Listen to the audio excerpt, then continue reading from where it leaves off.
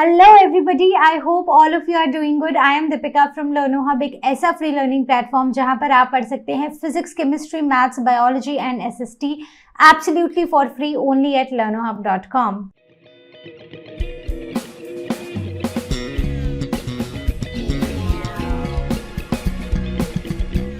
तो आज हम स्टार्ट करने जा रहे हैं क्लास 8 फिजिक्स का next chapter and the chapter is energy. तो एनर्जी हम ऑलरेडी पढ़ चुके हैं अपनी जूनियर क्लासेस में भी, तो बस उसी डिस्कशन को थोड़ा आगे कंटिन्यू करेंगे। और साथ ही साथ और क्या डिफरेंट होने वाला है उन क्लासेस से, वो ये कि यहाँ पर आपको न्यूमेरिकल प्रॉब्लम्स भी मिलेंगे और हम बहुत सारे न्यूमेरिकल सॉल्व करेंगे ताकि आपको क्लियर हो कि कैसे सॉल्व करना और कैसे क्वेश्चंस आ सकते हैं। So without wasting any time, let's get started.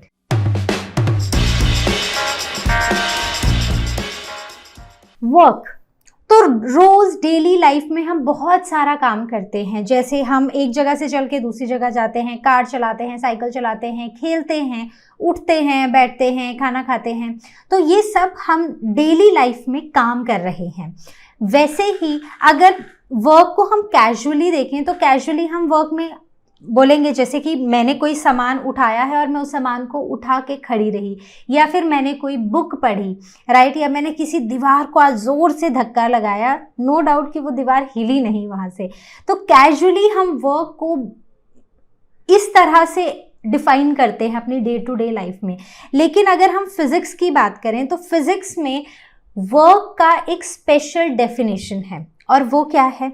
वो है कि अगर हम किसी चीज पे कोई फोर्स अप्लाई कर रहे हैं, मान लो मेरे पास ये एक बॉल है, अगर मैं इस बॉल पे किसी भी तरह की फोर्स लगा रही हूं, ठीक है, तो मैं इसको ऐसे बॉल को ऊपर की तरफ फेंक रही हूं, तो क्या हो रहा है, मैंने ये फोर्स लगाई और बॉल की पोजीशन चेंज हुई। सो work is in physics, work is said to be done if force is applied on the body moves it। ठीक है, तो मैंने इस बॉल के ऊपर फोर्स लगाई और ये बॉल मूव की, so this means work is done on this ball, right. If no motion takes place, no work is said to be done. तो मतलब काम तभी किया हुआ माना जाएगा अगर जब आप फोर्स लगा रहे हो तो उस पर्टिकुलर ऑब्जेक्ट का मोशन चेंज हो रहा है या उसकी पोजीशन चेंज हो रही है या फिर वो मोशन में आ रही है। So then only it will be said that work is done.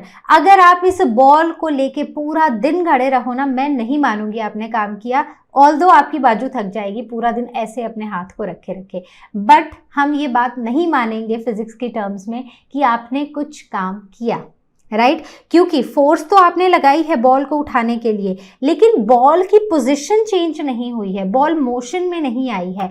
अभी अगर मैं इस बॉल को ऐसे एक ऊपर को फेंकूं तो बॉल की पोजीशन चेंज हुई, बॉल मोशन में आई, then it will be said that the work is done. जैसे ये एक इंसान है, एक पर्सन है who is carrying these boxes and moving, right, so I will say that this person has done some work because he has put a lot of effort in pulling these boxes and now he has changed the positioning, the boxes have come in motion और उनकी position change हुई है, ठीक है। अब दूसरा, if वही बात कि अगर मैं एक दीवार को सुबह से लेके शाम तक धक्का लगाती रहूं, शाम को मैं थक जाऊंगी और मैं बोलूंगी कि मैं बहुत थक चुकी हूँ क्योंकि आज मैंने बहुत काम किया।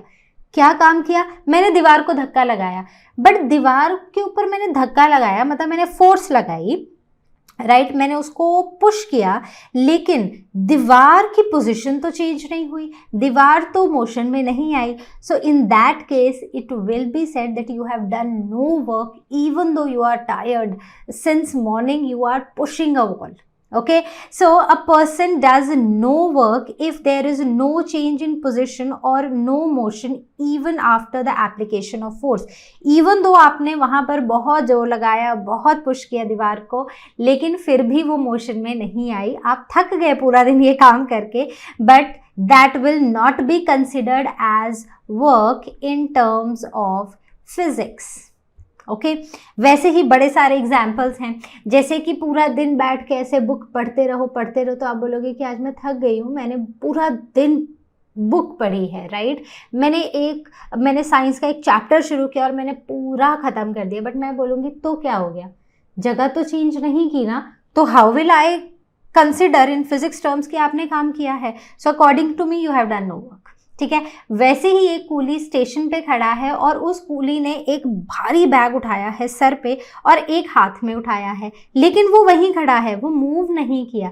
तो ऑल्दो इस इंसान ने बहुत सारा सामान उठाया है, बहुत एफर्ट भी लगा है उसका, लेकिन since the force is applied but there is no motion, so in this case also there is no work that is done, okay। अब किन केसेस में हम ये मानेंगे कि भाई सच में काम हुआ है, तो वो केसेस जैसे कि एक हॉर्स जो है वो कार्ट को खींच रहा है, या फिर कोई एक लड़का है जो बॉल को किक कर रहा है या बॉल को थ्रो कर रहा है, या फिर मैं बॉल को ऐसे ऊपर की तरफ फेंक रही हूँ। So all these things where the force is being applied and this force changes the motion of the object, right. अब जैसे मान लो मेरे पास ये बॉल है, अब मैं इस रबर बॉल को मैं ऐसे स्क्वीज करती हूँ, तो मैंने फोर्स लगाई और इससे इस बॉल का जो शेप है वो चेंज हो गया। So again this will be considered as work. So work is also done by a force if the force applied on the body changes its size and its shape. Is that clear? समझ गए? Okay. The next one is what are the conditions that must be fulfilled for the work to be done. तो मतलब अगर काम हो रहा है तो वो हमें कैसे पता चलेगा, क्या कंडीशंस हैं? पहली कंडीशंस है कि उसके ऊपर एक फोर्स लगनी चाहिए। अब अगर बॉल एक यहाँ पर है और ये बॉल नीचे गिर गई, तो क्या इसने कोई काम किया? क्योंकि इसके ऊपर एक फोर्स लगी है। किसने? अर्थ ने लगाई है। कौन सी फोर्स होती है वो? ग्रेविटी की।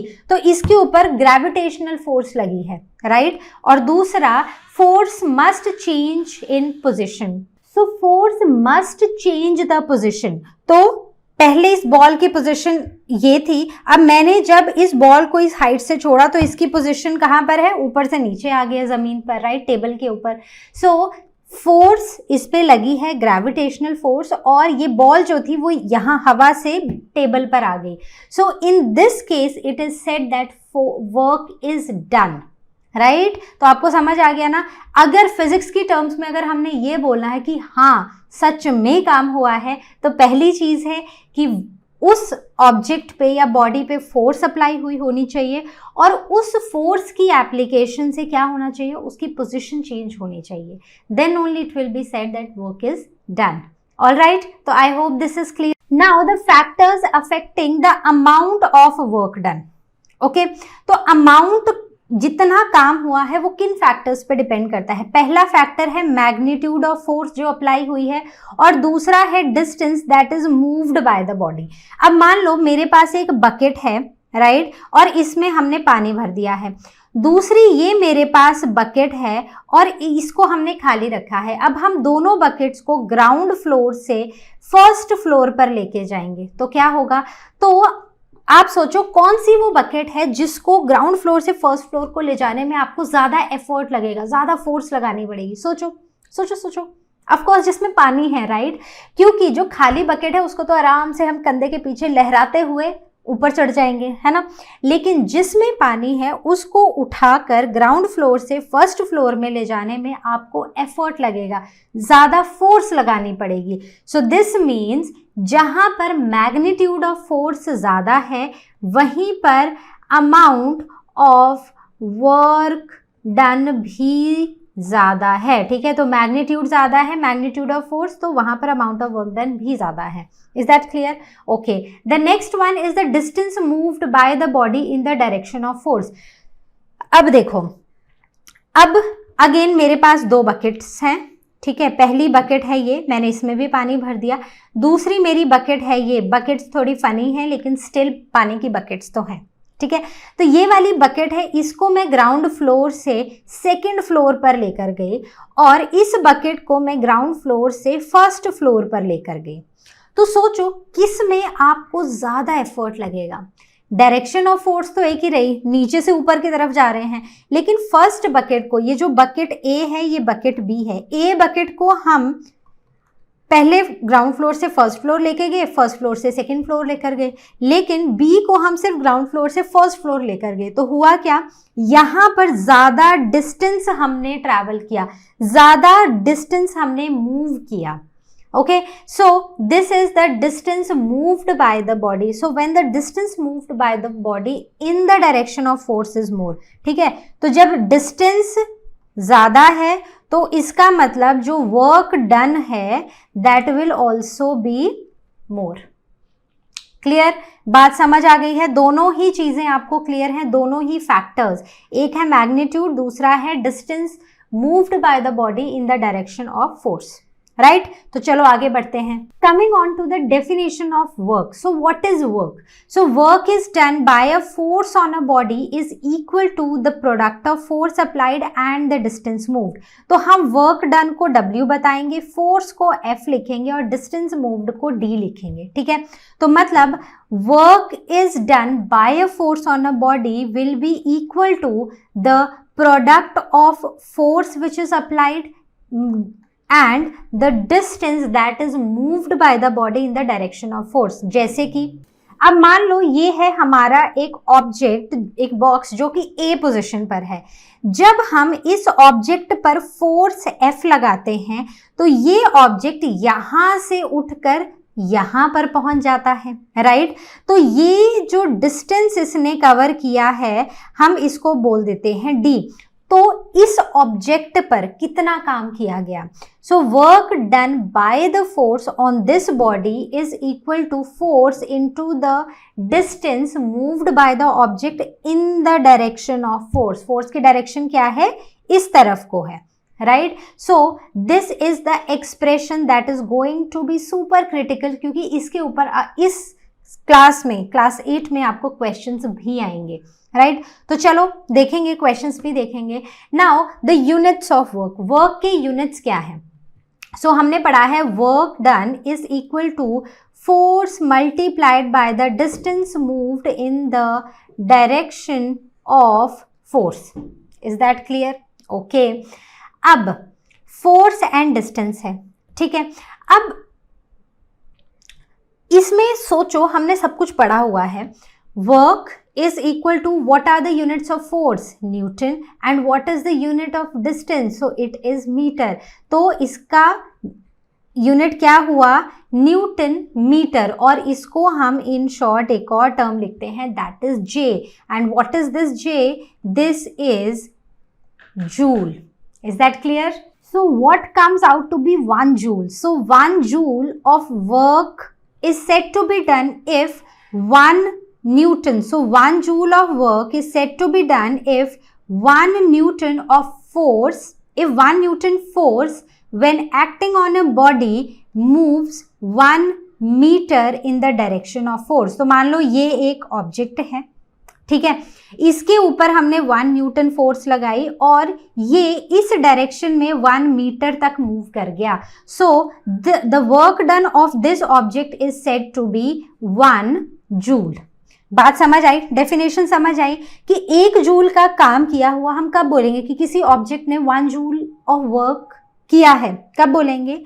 जब 1 न्यूटन की फोर्स उस ऑब्जेक्ट पे लगेगी और वो फोर्स उस ऑब्जेक्ट को 1 मीटर मूव करेगी फोर्स की डायरेक्शन में.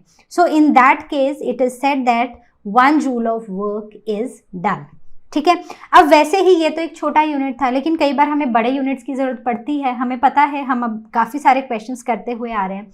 सो 1 joule is equal to 1 newton into 1 metre. ठीक है, इसको ना मोमेंट ऑफ फोर्स से कंफ्यूज मत करना. तो अगर हम मोमेंट ऑफ फोर्स का देखें तो उसका जो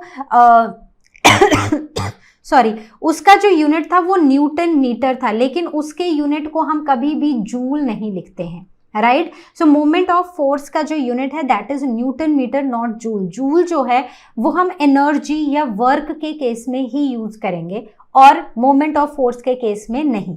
इज दैट क्लियर? अब इसका एक बड़ा यूनिट है दैट इज किलो जूल. तो वो बच्चे जो शुरू से हमारे साथ जुड़े हुए हैं अब तक वो समझ गए होंगे कि मैं क्या बात कर रही हूँ. ये कितना इक्वल हो, किसके इक्वल होगा? It will be equal to 1000 joule. तो जहां पर भी वर्ड किलो आता है, तो हमें क्या पता है यहाँ पर 10 रेज टू द पावर, यहाँ पर क्या होगा 10 raise to the power 3, right. इसी में एक और बड़ा यूनिट है दैट इज मेगा जूल, तो it is 10 raise to the power 6 joule. बात क्लियर हो गई? ओके।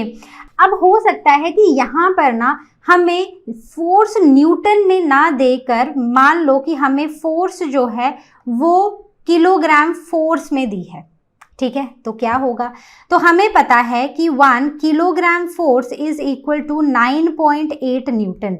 तो इसका मतलब है कि जो हमारा वर्क डन होगा it will be equal to 1 kilogram force multiplied by 1 meter. So 1 kilogram force is equal to 9.8 Newton into 1 meter. So it is equal to 9.8 joule.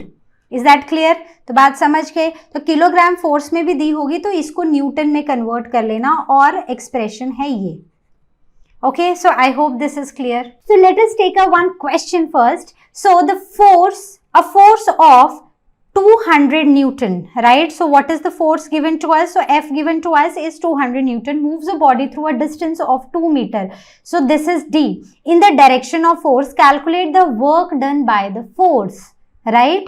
तो ये जो in the direction of force है ना, it is a very important एक words हैं जो हम यहाँ पर मेंशन कर रहे हैं, क्योंकि इस क्लास में तो हर जगह आपको in the direction of force ही मिलेगा, लेकिन जब आप हायर क्लासेस में जाओगे ना तो यहाँ पर ना चीजें थोड़ी थोड़ी बदलने लग जाएंगी. तो ये बहुत बेसिक है. जब आपको ये समझ आ जाएगा तो हायर क्लासेस में और चीजें जो एड ऑन होने वाली हैं वो आपको बहुत इजीली समझ आएंगी. ठीक है, तो करें. हमें वर्क डन कैलकुलेट करना है. So W is equal to force into distance, right? So work done by the force is, what is force? 200 Newton, and what is the distance? 2 meters. So simply what is the answer? It is 400 Newton meter, and which is written as 400 joule. So this is the work done. Clear? चलो next question. So the question says a machine moves a load of 520 newtons. ठीक है, तो load कितना है? Basically यहां पर force ही लग रही है by a distance of, this is D, 5.2 metres vertically up. तो मतलब एक मशीन है जो इस ऑब्जेक्ट को यहां से ऊपर को मूव करती है. ठीक है, तो ये है 520 न्यूटन का लोड जो 5.2 मीटर डिस्टेंस पर मूव हो रहा है. तो हमें बताना है कि इस मशीन ने कितना काम किया. तो कितना किया, तो लगाओ formula. Work done is equal to force into distance. So what is force? It is 520 into 5.2. So 520 into 52/10, एक ही बात है. ठीक है, अब करो 52 को 52 से मल्टीप्लाई, जल्दी से करो. 5 2s are 10, 5 2s are 10 and 5 5s are 25, 26. So answer क्या आया मेरा? तो आ गया 2704 जूल. तो क्या आपका भी वर्क डन यही आया है? देखो इस क्लास में बहुत ही सिंपल न्यूमेरिकल्स आने वाले हैं, इनको यहीं पर मास्टर कर लेना फॉर्मूला के साथ, ताकि हायर क्लासेस में आप कि जो जब कॉन्सेप्ट्स एड ऑन होंगे ना तो उनमें आपको कोई प्रॉब्लम ना आए. ओके, तो चलिए नेक्स्ट क्वेश्चन देखते हैं. So the next question, a coolie raises a box of mass 50 kg to a vertical height of 3 metre. ठीक है, तो ये हमें बॉक्स का मास देके रखा है और ये है डिस्टेंस जो उस बॉक्स ने ट्रैवल किया है नीचे से ऊपर की तरफ. Now calculate the work done by the coolie if force of gravity on 1 kg mass is 10 newton. तो देखो हमने पढ़ा था एक न्यूटन मीटर में, फोर्स एक न्यूटन में पढ़ी थी और एक हमने पढ़ी थी किलोग्राम फोर्स में. ठीक है, तो अब यहां पर जो हमें ऑब्जेक्ट देकर रखा है ना, वो हमें दिया हुआ, मतलब जो ऑब्जेक्ट है उसका मास दिया है और उसके ऊपर जो फोर्स लग रही है ग्रेविटी की, दैट इज 10 न्यूटन. ठीक है, यूजुअली हम इसको 9.8 लेते हैं टू बी वेरी प्रिसाइज, लेकिन इस क्लास में ना ज्यादातर जगह पर आपको सिंप्लीफाई करने के लिए 10 ही यूज किया हुआ मिलेगा. तो अब हम यहाँ क्या करेंगे, सबसे पहले फोर्स कैलकुलेट करेंगे. So force is equal to mass into gravity. What is mass? 50 and what is gravity? So the gravity is 10, right? So 50 kg के मास पर 10 न्यूटन की फोर्स लग रही है, right? So it is 500 Newton. तो हमारी force कितनी आ गई है? 500 न्यूटन। अब करना क्या है? अब डिस्टेंस हमें 3 मीटर्स दिया हुआ है, तो न्यूटन भी है, मीटर भी है, यूनिट्स बिल्कुल सही हैं। So work is equal to force into distance. What is force? 500 into 3, 500 Newton into 3 meters. So it is 1500 Newton meters, और जिसको हम लिख सकते हैं joule. So this is our answer, right? So I hope ये आपको क्लियर हुआ है। Again a similar question, ठीक है? तो मुझसे पहले आपका आंसर आना चाहिए, और कमेंट सेक्शन में आप मुझे लिखोगे कि मैम आपसे पहले हमने सॉल्व किया था और बिल्कुल सही था और क्रिस्टल क्लियर हो गया है अब हमारा ये कॉन्सेप्ट, ठीक है? So the question is a man lifts a mass of 20 kg, ठीक है? तो हमें यहाँ पर मास दिया है to a height of 2.5 meter. तो ये हमारे पास distance moved in the direction of force है। Assuming the force of gravity on 1 gram mass is 10 newton. तो sorry, not 1 gram but 1 kilogram पे इसने बोला है जो फोर्स ऑफ ग्रेविटी है दैट इज कितनी? That is 10 newton. तो 20 पे कितनी लगेगी? 20 इंटू 10, राइट? तो सबसे पहले हम फोर्स निकालेंगे। Force is equal to mass into gravity. So mass is 20 and the gravity is 10, so it is 200 joule. Sorry, not joule but it is force, so it is in newton. तो force आ गई। Distance हमें 2.5 metre दिया हुआ है। So what will be the work done? Force into distance. So force is 200 multiplied by 2.5. So this is Newton, this is meter. तो हमारे units बिल्कुल सही जा रहे हैं, हमें कुछ कन्वर्जन की जरूरत है नहीं। So 200 multiplied by 25 over 10. ठीक है? तो ये कितना आ जाएगा? This is Newton, this is meter. So it is 50 on 0. ठीक है? So it is 500 joule. So हमारा वर्क डन जो है दैट इज 500 जूल। तो क्या आपका ये आंसर आया है कि नहीं आया है ना? सिंपल क्वेश्चन, मतलब कोई ऐसे आउट ऑफ द बॉक्स कहीं से भी नहीं है, बहुत ही सिंपल तरीके से हमें सिर्फ अपना फॉर्मूला अप्लाई करना है। ये देखना है कि फोर्स दी हुई है या फिर मास दिया हुआ है। तो अगर वो दिया हुआ है, मास दिया है, तो हमें सिंपली ये फॉर्मूला यूज करके हमें अपना फोर्स निकालना है, राइट? ओके, तो आगे बढ़े, चलो। Now the next question is a body when acted upon by a force of 10 kilogram force, right? So force is given to us, moves a distance of 0.5 meter in the direction of force. Find the work done by the force. तो हमें W again निकालना है, और हमें 1 kilogram force 9.8 Newton नहीं 10 Newton लेने को बोला गया है। क्लियर? सिंपल है, कुछ डिफिकल्टी तो है नहीं। चलो, तो अब यहां पर हम क्या करने वाले हैं? सोचो, हमें यहां पर किलोग्राम फोर्स में दिया है, तो हमें इसको पहले न्यूटन में कन्वर्ट करना पड़ेगा। तो यहां if 10 kilogram force is given to us, if 1 kilogram force is equal to 10 Newton, so 10 kilogram force is equal to how much? 100 Newton. 10 into 10, right? तो हमारे पास जो फोर्स है वो कितनी आ गई? 10 kgf into 10, ठीक है? तो कितना हो जाएगा? It will be 100 newton. So force आ गई। डिस्टेंस हमें 0.5 मीटर दिया है, हमें वर्क डन निकालना है, that is force into the distance. So what is force? Force is 100, what is distance? 0.5, right? So it is newton, it is metre, so it is 100 into 5 upon 10. Okay, so it is going to be 50 joule. तो क्या आपका work done भी यही आया है? यही आना चाहिए, यही आंसर है। ओके, सो आई होप ये न्यूमेरिकल्स आपको समझ आए हैं।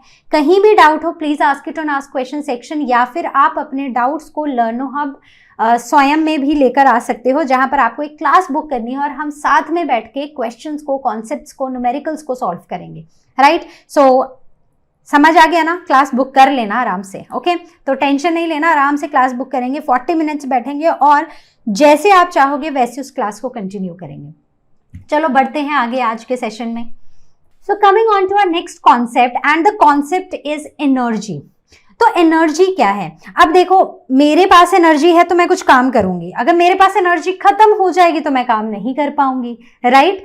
वैसे ही अगर एक ऑब्जेक्ट है और उस ऑब्जेक्ट पे कोई काम करता है, ठीक है, जैसे मेरे पास एक बॉल है और अगर मैं उस बॉल को प्रेस करती हूं, राइट, तो अब क्योंकि I have done some work on this ball by squeezing this ball, right, मैंने फोर्स लगाई है ना, उसकी शेप को चेंज किया, तो उस बॉल पे मैंने कुछ काम किया है. So now when I have done some work on the ball, so now this ball है, उस बॉल की जो एनर्जी है वो इंक्रीज हो गई है, क्योंकि जैसे ही मैं बॉल को रिलीज करूंगी वो अपनी ओरिजिनल शेप में आ जाएगी, right. So if the work is done on the body then energy increases. और वहीं पर अगर कोई भी बॉडी काम करती है, अब जैसे ही मैंने उस बॉडी को रिलीज किया, बॉल को रिलीज किया, वो वापस से आ गई उसके ओरिजिनल शेप में, राइट. तो जब वो ओरिजिनल शेप में वापस आ गई तो उसकी एनर्जी क्या हो गई, अब डिक्रीज हो गई, क्योंकि उस बॉल को काम करना पड़ा भाई. So work is done by the body, so the energy it decreases. Okay, so अब जैसे कि ये एक बॉय है, राइट, तो ये फुटबॉल खेल रहा है, अभी इधर उधर भाग रहा है. जब ये भाग रहा है ना, तो इसके अंदर एनर्जी है, उस एनर्जी का यूज हो रहा है, और क्योंकि वो भाग रहा है, वो कुछ काम कर रहा है, फोर्स लगा रहा है, पोजीशन चेंज कर रहा है. So this boy is doing some work. So since the work is done, तो इस बॉय की एनर्जी जो है वो डिक्रीज होती जाएगी. ठीक है, ऐसा तो है नहीं जितना ज्यादा खेलेंगे उतनी एनर्जी बढ़ेगी, नहीं भाई, एनर्जी डिक्रीज होती जाएगी और उसको फिर रिचार्ज करना पड़ेगा, राइट. तो this is how we define energy. Energy is the capacity of doing work. Energy हमारी बॉडी की वो कैपेसिटी है जिसकी वजह से हम काम कर पाते हैं, right. So you have to remember this thing. So now the relationship between work and energy. तो अगर हम वर्क और एनर्जी की बात करते हैं, तो अब मान लो कि एक इंसान है जो साइकिलिंग कर रहा है, पूरे ग्राउंड के उसने 10 चक्कर लगा दिए.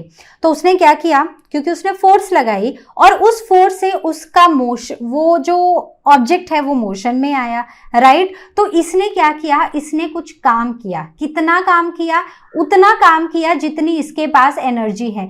10 चक्कर लगाने के बाद ग्राउंड के ये इंसान थक गया और ये फर्दर साइकिलिंग नहीं कर पाया. सो the work and energy, they are in direct relationship. ठीक है, तो जितनी एनर्जी होगी बंदा उतना काम करेगा, या बंदा उतना ही काम कर पाएगा जितनी उसके पास एनर्जी होगी. So simple to understand, right. So work done on a body in changing its state is set to be energy possessed by the body. कि कितना काम हुआ है वो डिपेंड करेगा अपनी जगह बदलने में, कितना काम हुआ है, कितना वर्क हुआ है. सो दैट इज बेसिकली कि उसमें एनर्जी कितनी थी, वो उतना ही काम कर पाएगा. सिंपल है, राइट. इसमें अब जब हम बात कर रहे थे न्यूटन मीटर की, तो मैंने बोला था मोमेंट ऑफ फोर्स का जो यूनिट है that is also newton metre, but that is not joule. You will always write it as newton metre. लेकिन जब एनर्जी और वर्क की बात आती है तो उसमें जो यूनिट आता है that is joule, right. So we write it as capital J. The symbol is capital J. Okay, अब ये जो एनर्जी का यूनिट है ना और वर्क का यूनिट है, ये दोनों का सेम ही है. दोनों का ऐसा यूनिट क्या है, जूल है. तो ये याद रहेगा. So a body is said to possess an energy of 1 joule. कब हम बोलेंगे कि एक बॉडी है, इसके पास 1 जूल एनर्जी है, कब बोलेंगे, या तो it can do 1 joule of work, या तो ये 1 जूल का भाई हमें काम करके दिखा दे, राइट, या तो हम इसके ऊपर 1 जूल का काम कर दें. ठीक है. सो वर्क इज डन ऑन, या वर्क इज डन बाय. ठीक है, या तो ये बॉडी 1 जूल का काम करके हमें दिखा दे, या तो इस बॉडी पे हम 1 जूल का काम कर दें, तो तभी हम मानेंगे कि इस बॉडी में कितनी एनर्जी है, 1 जूल एनर्जी है, राइट. अब मान लो मेरे पास ये बॉक्स है, ठीक है, ये बॉक्स पहले तो टेबल पे था, अब मैं इस बॉक्स को उठा के लाई और मैंने इसको यहां रख दिया. तो मान लो नीचे से टेबल के ऊपर से यहां तक लाने में मैंने 1 जूल एनर्जी स्पेंड की. तो अब इस बॉक्स में भी एनर्जी आ गई है भाई. कितनी एनर्जी आई है, उतनी ही एनर्जी आई है जितना मैंने काम किया है. तो मैंने 1 जूल का काम किया, तो इसमें एनर्जी भी कितनी आई है, 1 जूल ही आई है. ठीक है, ये बहुत ही सिंपल सी चीजें हैं, इनको ऐसे ही याद रखना. जितना आप काम करोगे, एक एक बॉडी पे जितना काम होगा, राइट, उतनी ही उसमें एनर्जी होगी, या फिर जितना एक एनर्जी होगी उतना ही कोई ऑब्जेक्ट काम करेगा। मुझ में एनर्जी है कि सिर्फ मैं आज एक ही क्लास ले सकती हूं, तो मैं उतनी ही लूंगी, राइट, उससे ज्यादा मैं ले ही नहीं पाऊंगी। सो जितनी एनर्जी है मैं उतना ही काम कर रही हूँ, या फिर जितना मेरे पास काम है ना, मैं उतनी ही एनर्जी लगा रही हूँ। सो दैट इज द सेम। आपको कल बोला है कि 3 घंटे बैठ के साइंस का पेपर करना है, ठीक है, तो आप साइंस के पेपर के लिए ही काम करोगे, ठीक है, और कल जाके 3 घंटे लिखाओगे जो जो पढ़ा है, राइट। अब जितना काम किया था उतनी ही एनर्जी आपने स्पेंड की, राइट। अब यहां पर जितनी एनर्जी रिक्वायर्ड थी उतना ही आप काम कर पाए, ठीक है। So both the things are directly proportional to each other, okay. So now coming on to mechanical energy. तो अब अगर हम एनर्जी में बात करें तो one form of energy is mechanical energy, जिसे हम ME भी लिख देते हैं, ठीक है, in short, in abbreviation form में, okay.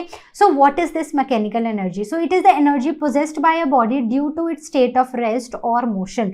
तो इस ऑब्जेक्ट में कितनी एनर्जी है रेस्ट की वजह से या फिर इसके मोशन की वजह से, उसे हम बुलाते हैं मैकेनिकल एनर्जी, ठीक है। So mechanical energy is of 2 types. कौन कौन सी? The first one is the potential energy and second one is kinetic energy, okay.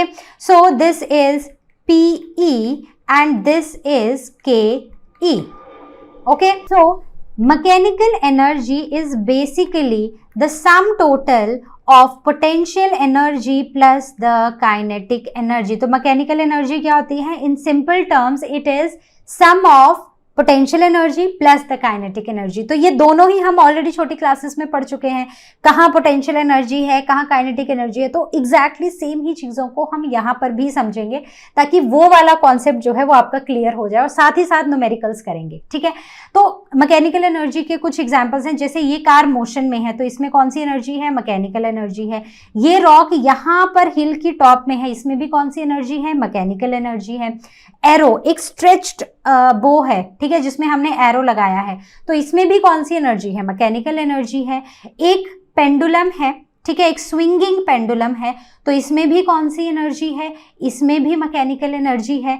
फिर ये जो आर्म्स होती हैं क्लॉक्स की, इनमें भी एनर्जी होती है। कौन सी होती है? इनमें भी मैकेनिकल एनर्जी होती है।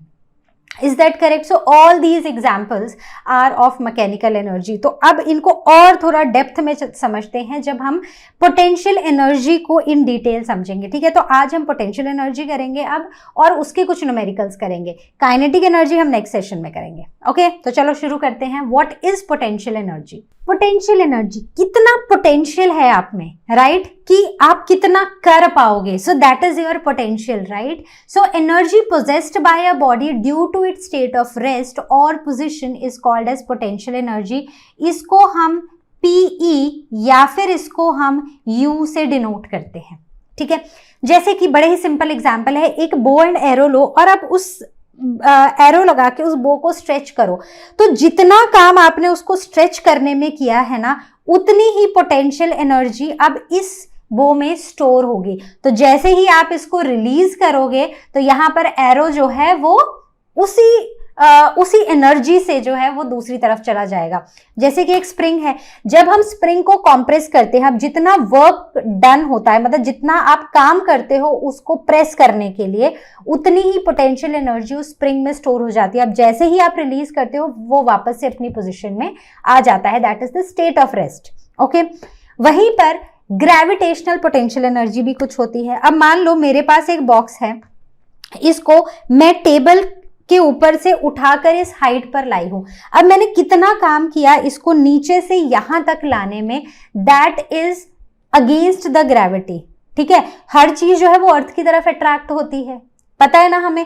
तो अगर मैं इसको छोड़ूंगी एकदम एक नीचे जाएगा, क्यों? Because earth is attracting each and everything towards itself, तो ये बिल्कुल नीचे की तरफ अट्रैक्ट होगा, राइट। लेकिन जब मैंने काम किया इसको नीचे से ऊपर उठाने में, तो जितना मैंने काम किया, the amount of work I have done to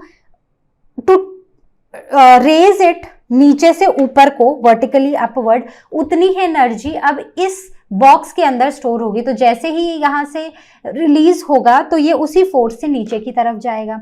वैसे ही एक एग्जाम्पल ये भी है कि ये जो एक बच्चा है ये इस ब्रांच को खींच रहा है, तो इसने क्या किया, इसने काम किया। So this boy has done some work by pulling this branch in the downward direction. ठीक है, तो पहले तो ये स्टेट ऑफ रेस्ट पे थी ब्रांच, अब इसने अपनी पोजीशन को चेंज कर लिया। तो जितना इसने काम किया उतनी ही पोटेंशियल एनर्जी यहाँ पर स्टोर हो जाएगी इस ब्रांच में। जैसे ही ये ब्रांच रिलीज होगी ये पोटेंशियल एनर्जी जो है इसको वापस से अपनी पोजीशन पर ले आएगी। तो बात समझ आ गई, सिंपल सा लॉजिक था। अब कुछ एग्जाम्पल्स को डिस्कस करते हैं। अब मान लो हमारे पास ये एक टेबल है, इस पे मैंने एक स्प्रिंग लगा दिया, स्प्रिंग के ऊपर एक बॉल लगा दी है। अब मैं क्या कर रही हूँ, मैं स्प्रिंग को कॉम्प्रेस कर रही हूँ बॉल के साथ। अब जैसे ही मैं स्प्रिंग को रिलीज करूंगी बॉल जो है वो एकदम उड़ती हुई चली जाएगी। क्यों जाएगी, क्योंकि जब मैंने फोर्स लगाई, जब मैंने काम किया in bringing the spring down, ठीक है, तो मैंने I have done some work. Now that work was stored in the spring in form of energy, that is potential energy. And as soon as I will release the spring, this ball will basically fly away. ठीक है, तो ये जो work done था ये energy की form में convert हो जाएगा और हमारी बॉल जो है वो उड़ती हुई दूसरी डायरेक्शन में चली जाएगी। So now coming on to our next example, जहां पर ये गुलेल किसने चलाई है, किसी ने तो चलाई होगी, हमारे टाइम पे ऐसी होती थी। अभी तो वो बॉल के साथ बच्चे खेलते हैं, राइट। तो इसमें क्या है कि हम क्या करते हैं, ये एक रबर बैंड होता है और इसको हम स्ट्रेच करते हैं और इसके इस एंड पर हम एक स्टोन या एक बॉल कुछ भी लगाते हैं। तो जब हम इस रबर बैंड को ऐसे पीछे की तरफ खींचते हैं ना, तो we are doing some work, right, in stretching this rubber band. So some work is done on the rubber band. Now since work is done, तो यहाँ पर एनर्जी जो है इसकी that increases. इस रबर बैंड की एनर्जी इंक्रीज हो जाती है and that is stored, this work done is stored in the form of potential energy. अब जैसे ही हम रिलीज करते हैं इस रबर बैंड को, this potential energy this energy is used to restore this rubber bands original state. तो इसको ये स्ट्रेच्ड फॉर्म जो है that is not the original state, right, हमने उसको स्ट्रेच किया है वर्क करके उसके ऊपर। तो अब वो अपनी ओरिजिनल स्टेट में जाने के लिए what will happen, potential energy जो है वो काम करेगी उसको अपनी ओरिजिनल स्टेट में ले जाने को, और साथ ही साथ ये जो पत्थर है ना ये गिर के आगे चला जाएगा। ठीक है, it will be thrown away from this particular toy, something like that. Okay, so I hope यहाँ पर भी आपको कैसे वर्क हुआ, कैसे वो एनर्जी पोटेंशियल एनर्जी में कन्वर्ट हुई आपको समझ आया होगा। ठीक है, तो हमने इसके ऊपर काम किया इसको स्ट्रेच करने में, राइट, और उसके बाद एनर्जी जो है इसके ऊपर लगाई, मतलब जब वर्क किया तो उसकी एनर्जी, उसकी वजह से इस बॉडी में एक एनर्जी स्टोर हो गई and that energy is potential energy which will help this body to restore its original shape. Is that clear, समझ आ गया? Okay, so what else is there? Yes, again a falling stone. तो अब अगर हम इसको देखें, so this is again a very good example of potential energy. Now the potential energy, अब क्या होगा कि यहाँ पर ये जो स्टोन है ना, यहाँ पर एक वुडन ब्लॉक है, इसमें एक नेल फिक्स्ड है। ठीक है, अब ऊपर से ये जो स्टोन है ये एक हाइट पे है। नाउ इसको इस हाइट पे ले जाने के लिए हमने कुछ काम किया होगा, जितना हमने काम किया है बिल्कुल उतनी ही पोटेंशियल एनर्जी अब इस स्टोन में आ चुकी है। ठीक है, अब इसमें एनर्जी आ गई है। अब जब हम ये स्टोन को हम इस नेल के ऊपर गिराएंगे तो क्या होगा, तो ये इस स्टोन की पोटेंशियल एनर्जी की वजह से ये नेल जो है ये इस वुडन ब्लॉक के अंदर चला जाएगा, राइट। सो पोटेंशियल एनर्जी जो है वो इस नेल को इस वुडन ब्लॉक के अंदर लेकर जाएगी, करेक्ट। चलो एक और एग्जाम्पल देखते हैं। तो ये एक एग्जाम्पल है एक फिक्स्ड पुली का, जहां पर एक तरफ हमने वेट रखा है और दूसरी तरफ हमने एक फॉलिंग स्टोन वाला एग्जाम्पल है। अब हम उसको एक हाइट पे लेके गए हैं, हमने कुछ काम किया है, तो इसमें पोटेंशियल एनर्जी आ गई है। जब हम इसको ड्रॉप करेंगे इस इनिशियल पोजिशन से फाइनल पोजिशन पर, तो जब ये यहां पर गिरेगा, सो now the potential energy which this stone has will lift this block in the upward direction.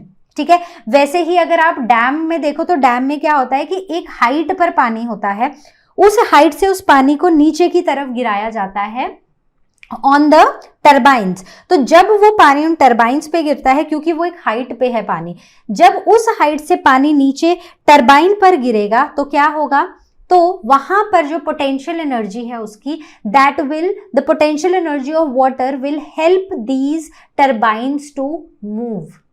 Okay, so I hope ये आपको समझ आ गया। अब हम बात करते हैं पोटेंशियल एनर्जी के एक्सप्रेशन की। तो सबसे पहले इसका जो सिंबल है दैट इज PE या फिर U। ओके, तो चलो एक्सप्रेशन देखते हैं। So coming on to this, अब मान लो मेरे पास एक ऑब्जेक्ट है, ठीक है, ये एक बॉडी है जिसको मैं यहां से मतलब अर्थ के ऊपर से इस हाइट पर लेकर गई। ठीक है, मान लो ये जो हाइट है ना, this height is basically h। ठीक है, तो ये कितना डिस्टेंस है, h metres. Okay, so this is the P1 position, initial position, and this is P2 position, that is the final position of this object. अब हुआ क्या, जब ये ऑब्जेक्ट यहां से यहां पर गया तो यहां पर एक वर्क डन हुआ, एक फोर्स लगी, राइट। कितनी फोर्स लगी, तो मिनिमम फोर्स जो इस ऑब्जेक्ट को P1 पोजीशन से P2 पोजीशन पर ले जाने में लगेगी, that is the force of gravity. ठीक है, so it is G। Okay, तो टोटल कितनी फोर्स लगी, so that is equal to the mass of this body, say the mass of this body is m। तो यहां पर m है तो यहां पर भी m ही होगी। So this is going to be mass into its gravity, newton, that is the unit नहीं भूलना है। So force is equal to mass into gravity and the unit is newton, right. अब हाइट क्या है, what is the distance that is moved, that is h and that is in meters, right? So now what is the work done or the potential energy, so it is equal to force, sorry I will write it first, force into distance. What is force, mg newton into h meters, so basically mg h, इसको w की जगह we can write it u। ठीक है, तो अब हम इसको u लिखेंगे। so mg h what is it, it is joule. तो हमारा जो एक्सप्रेशन निकल कर आ रहा है यहां पर पोटेंशियल एनर्जी का, that is mgh, mass gravity into height. ठीक है, ये जो था ना, ये आपको एक्सप्लेन करने के लिए था। एक्सप्रेशन आने के बहुत कम चांसेस हैं, क्या आने के चांसेस हैं, वो हैं न्यूमेरिकल्स। तो न्यूमेरिकल्स बहुत अच्छे से करने हैं। ठीक है, now the potential energy of body in a raised position depends on two things.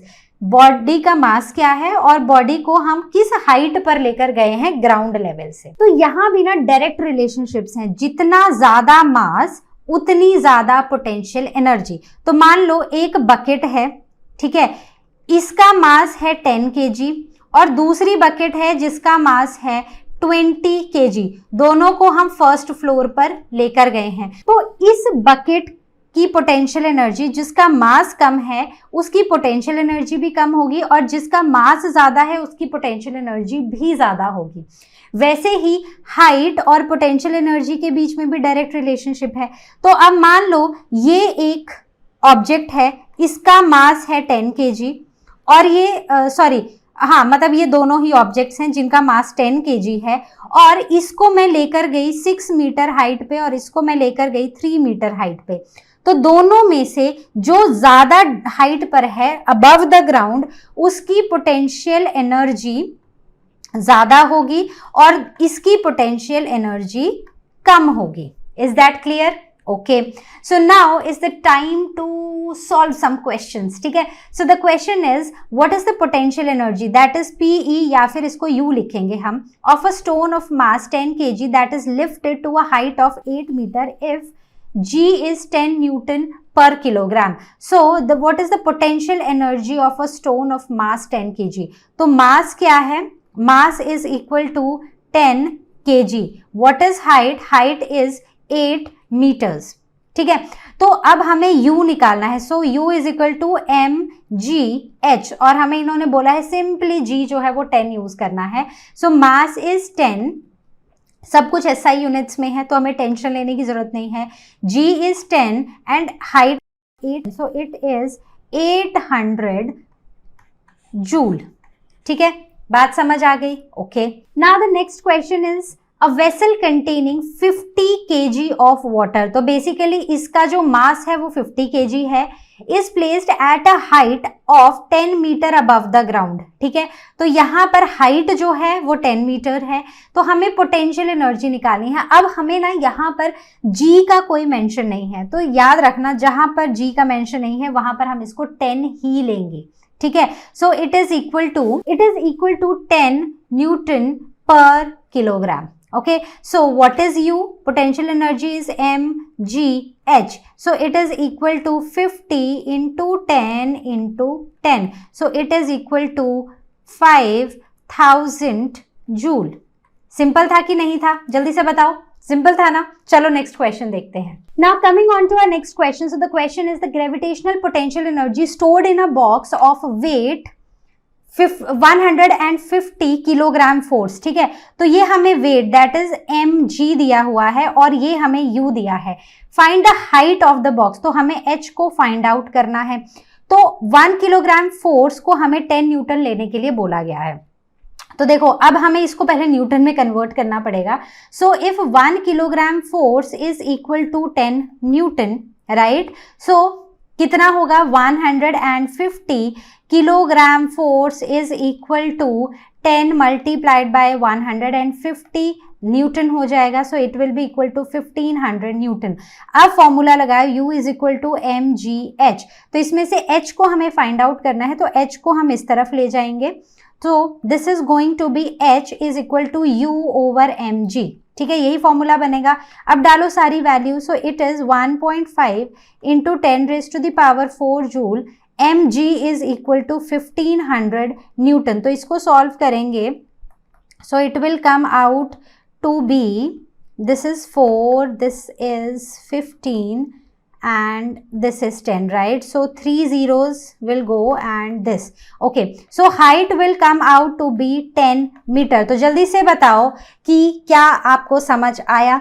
ये तो नीचे तो सिंपल कैलकुलेशन थी, बस यहाँ पर एक कन्वर्जन करना था. अगर आपने ये नहीं किया तो आपका आंसर गलत आएगा. ओके, तो ऐसे क्वेश्चंस में आपको याद रखना है कि kgf को आपको पहले न्यूटन में कन्वर्ट करना पड़ेगा. तो सिंपली जो भी वैल्यू दी है उसको 10 से मल्टीप्लाई कर दो और आपका आंसर आ जाएगा. Okay, so I hope this is clear.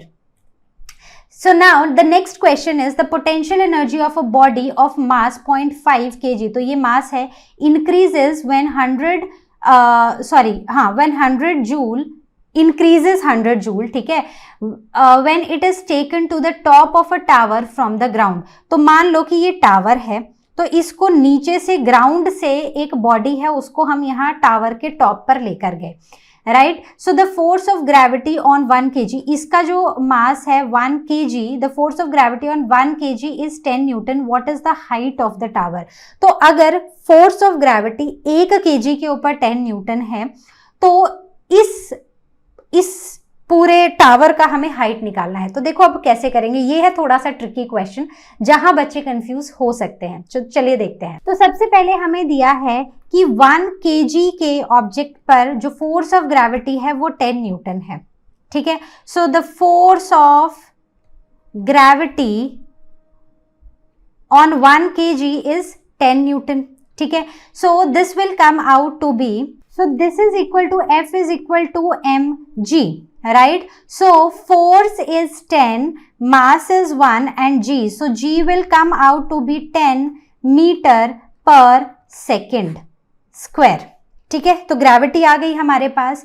अब हमने बोला है change in potential energy, so it is mg into height. तो height पहले h1 थी और फिर h2 है, तो ये हाइट जो है दिस इज 0, तो h2 माइनस h1, तो इसको हम ऐसे लिख सकते हैं mg is equal to h2 minus 0, तो basically this height is h, ठीक है, तो change in potential energy is h, okay. Now change in potential energy that is given to us is 100 is equal to mgh, ठीक है, तो mgh हमें सिर्फ h निकालना है, so h will be equal to 100 over mg, तो मास कितना है, मास is 0.5, g is 10, so this will come out to be 100 into 10 over 5 by 10, right, so this will come out to be 20 meter, तो जो हमारी height आएगी that will be the height of the tower is going to be 20 meters. So this was all from our today's session. I hope you enjoyed it. I hope you liked it. I hope you understood the concepts, the numericals. कोई भी doubt हो, ask it on Ask Question section, or you can book your class on Learner Hub स्वयं. So I'll see you next time with the new topic. Till then you all take care, and as you all know, Learner Hub मतलब free है पर best है.